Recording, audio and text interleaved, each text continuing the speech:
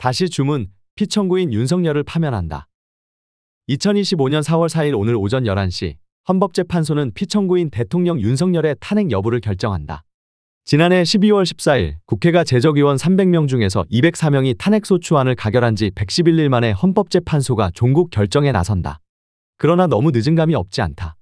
윤석열의 절차적 내용적으로 위헌 위법한 12.3 비상계엄 선포, 그리고 이후 무장한 군과 경찰을 동원한 비상계엄하에 위헌 위법한 조치와 만행은 1987년 개정된 민주공화국 대한민국 헌법하에서는 절대 용납될 수 없다. 계엄 선포의 최소한의 형식적 절차적 요건도 갖추지 못했다. 국무회의의 심의도 거치지 않았고 계엄 선포를 국회에 통과하지도 않았다. 더하여 계엄 선포의 내용적 요건, 즉 계엄 선포를 해야 할 상황 자체가 존재하지 않았다는 것이다. 헌법은 전시사변 또는 전시사변에 준하는 국가비상사태에서 병력으로서 군사상 필요에 응하거나 병력으로서 공공의 안녕질서를 유지할 필요가 있을 때 계엄을 선포할 수 있다고 규정하고 있다. 계엄법은 비상계엄은 적과 교전 상태에 있거나 사회질서가 극도로 교란되어 행정 및 사법기능의 수행이 현저히 곤란한 경우에 군사상 필요에 따르거나 공공의 안녕질서를 유지하기 위하여 선포한다고 규정하고 있다. 지난해 12월 3일 밤 10시 넘어 대통령 윤석열이 비상계엄을 선포하기 직전까지 대한민국은 적과 교전 상태에 있지도 않았고 군병력의 무력이 필요한 어떠한 극도의 사회질서 혼란 상황도 없었다. 당시 대통령 부부가 김건희 사법리스크와 윤석열 김건희의 선거 개입 정황 폭로 등으로 본인이 정치적 사법적 위기에 직면해 있었을 뿐이었다. 물론 비상계엄 선포는 헌법이 부여한 대통령 권한이다. 그렇다고 계엄 선포권이 대통령 부부의 정치적 위기를 타개 면피하기 위해서 휘두르는 칼이 될 수는 없다. 절차적 내용적 요건을 갖추지 못한 12.3계엄은 명백한 대통령 권한의 오남용이다. 무엇보다도 윤석열의 12.3계엄은 위헌 위법한 자신의 계엄 선포와 그 유지를 위해서 무장한 계엄군을 동원해 국회에 난입하여 국회의 계엄 해제권 행사를 방해하고 제1야당 대표 등 국회의원들을 체포 시도하고 국회 침탈을 실행하였다.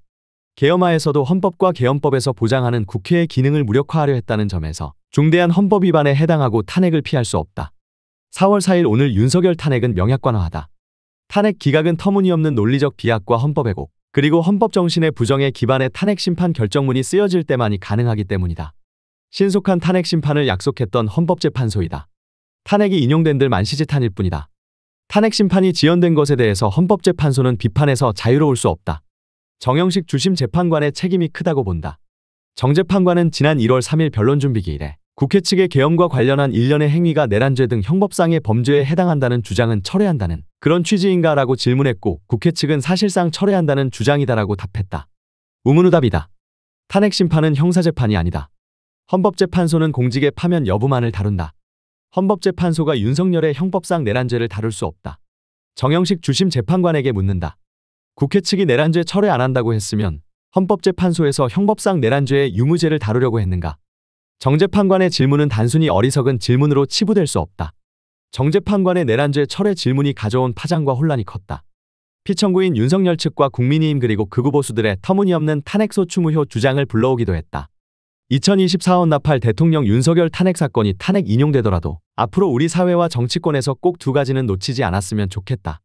첫째, 헌법재판소 재판관 임명에 관한 것이다. 지금까지는 사법부에서 형사재판과 민사재판을 다루었던 판사 출신이 주로 재판관이 되었다. 지금 재판관들은 사실상 헌법 전문가들은 아니다. 내란죄 철회 질문도 재판관의 의도가 개입되었다기보다는 헌법이해도 부족과 전문성 부족에 기인했다고 본다. 현재 헌법재판소에서 연구관으로 15년 이상 근무하고 법학전문대학원 등에서 헌법교수로 활동하는 헌법 전문가들이 많다. 앞으로 헌법재판관은 헌법 전문가들이 후보자가 되어야 한다. 둘째, 대통령 탄핵 심판의 최종적 권한은 헌법재판소가 아니라 국회가 스스로 갖도록 헌법을 개정해야 한다. 정치인 대통령의 탄핵은 정치의 영역에서 해소하는 것이 바람직하다. 정치인의 해임 및 파면은 정부 형태가 의원 내각제이든 대통령제이든 각 나라들이 정치의 영역에서 결정하고 있다.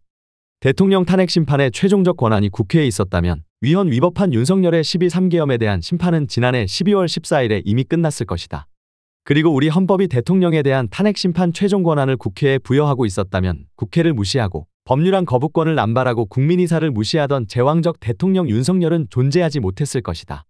2025년 4월 4일 문영배 헌법재판소장 권한대행은 주문, 피청구인 대통령 윤석열을 파면한다라고 결정문을 낭독할 것이다. 오래 기다렸다. 다시 민주주의이다. 더 칼럼니스트